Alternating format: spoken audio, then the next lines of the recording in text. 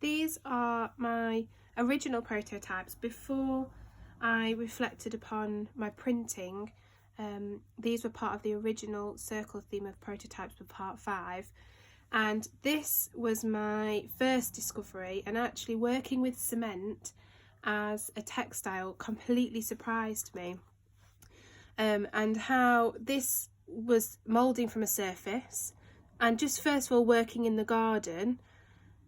was completely different, and working on a big scale, and I'd never mixed cement before, and actually working with cement to then capture the surface of this was a meatball tray, and actually to capture the depth in it, and it came out as one whole sample, to pick up the ridges and the bubbles, and to see actually feel the weight of it,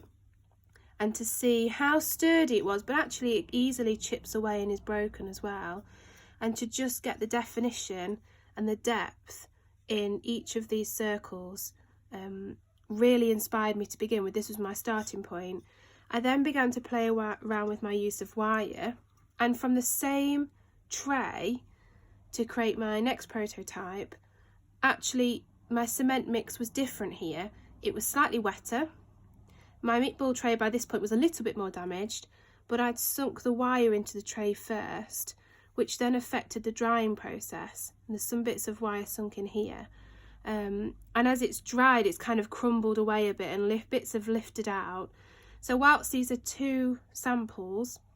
from the same surface, actually because of the way I treated it, it came out completely differently, and still fit with my theme of the circles that I was looking for in those final pieces. It was a really happy discovery, and I feel like these samples were strong that I could then go on and develop from them, and add them along with some of my wire pieces and some of my